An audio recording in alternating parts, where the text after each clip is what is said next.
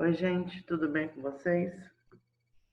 Eu vou gravar essa videoaula para vocês, tá? A gente está no tema da diversidade cultural. Provavelmente não vai bater com o que as aulas do Centro de Mídia tá dando, tá? Mas vocês assistam aquelas aulas, mais do que eu vou postando aqui, para a gente poder prosseguir com a matéria, né? E conseguir também fazer os trabalhos, tá bom? Eu peço que quem já se inscreveu no grupo lá do Classroom, que avise os outros alunos, tá? Que a gente vai usar aquele caminho mesmo, tá bom? Só para uma noção, a gente vai trabalhar agora com as páginas do livro de vocês, do livro didático, do Filosofando, a partir da página 39, tá? Da 39 até a 41, só para vocês se organizarem, tá bom? Bom, agora eu vou dividir aqui a tela com vocês para a gente falar um pouco sobre. A gente foi falando um pouco sobre cultura, né? As características da cultura, eu já tinha passado isso para vocês no próprio. Quando a gente ainda tinha aula real, né? Assim, aula presencial, tá? Então eu coloquei aqui algumas coisas, pus aqui uma noção de cultura. Isso eu já tinha passado para vocês também, né? Que é toda a produção material ou imaterial de um povo, né? Em nação. E que a cultura representa esse patrimônio social, né, que vai levar em conta o modo de vida, as manifestações de pensamento, as estruturas, né, e de todos esses aspectos que tem aqui, ó, atitudes, valores, crenças, religião, né, a língua, né, o caso é o elemento unificador, tá?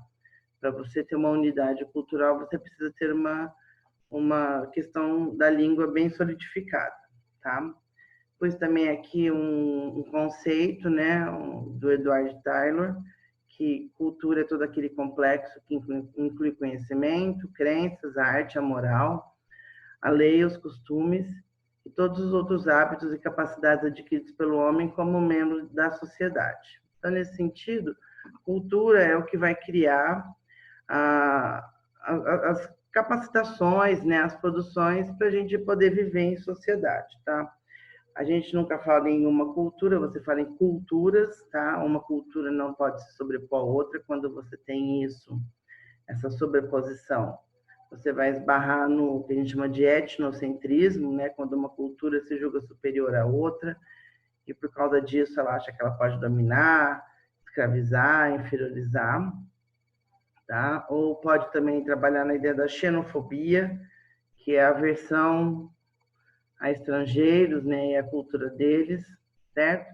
Então, quando a gente pensa na cultura, sempre trabalhar na ideia do plural, né? Aqui eu pus algumas imagens para a gente ver a ideia da diversidade, né? Cultural, da diferença dos povos, né? Cada povo tem uma cultura diferente. Às vezes o que é bom para nós pode ser estranho para outra cultura e vice-versa. E aí, mais algumas coisas aqui das manifestações culturais, né? É a cultura que produz a riqueza intelectual de uma nação, certo? Dentro dessa ideia da cultura, a gente tem que trabalhar sempre com essa noção da diversidade cultural, tá? É a diversidade cultural que vai fazer com que a gente consiga entender e aceitar ou querer compreender culturas que são diferentes da nossa, tá? Então, por exemplo, eu não posso julgar uma cultura que só por fato dela ser diferente da minha. Vou dar um exemplo. No Japão, você, por exemplo, airar a sopa, ou seja, né, fazer aquele, né, chupar a sopa aqui para a gente, aqui pode ser falta de educação, para eles é um sinal de não, de educação, tá? Então, essa ideia da diversidade cultural representa esse conjunto das distintas culturas que formam o planeta, tá? Então, entendendo isso, gente, que a diversidade cultural, ela também vai estar ligada com o que a gente chama de identidade cultural, tá? Identidade cultural é aquilo que faz a gente ser, por exemplo, brasileiro, que a gente faz a gente ser japonês, que faz a gente ser chinês, que faz a gente ser australiano, tá? Você não é de uma nacionalidade só porque você nasceu naquele país. Você nasceu naquele país, aí você está inserido numa cultura, tá? O que não te impede de modo nenhum, muito pelo contrário, né? É positivo fazer isso, você conhecer e assimilar outras culturas, né? Isso é importante, Porque se a gente sempre fica vendo sempre no mesmo lugar, a gente não consegue crescer, tá bom? E também nessa ideia de diversidade cultural, os indivíduos.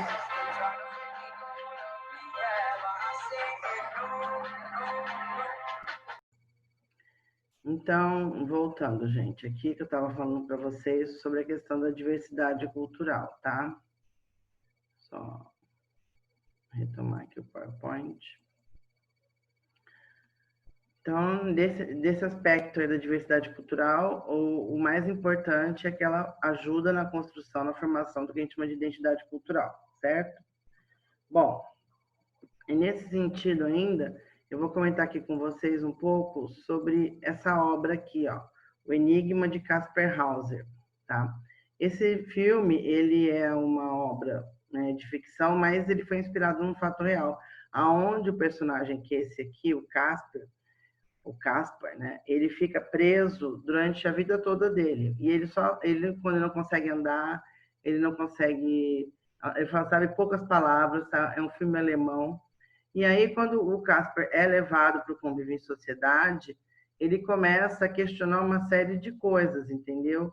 Por exemplo, ele pergunta para que servem as mulheres, por que as mulheres só ficam sentadas, porque ele vivia numa sociedade de caráter patriarcal, ou seja, onde os homens mandam, e a função das mulheres era praticamente cuidar das crianças e cozinhar, né?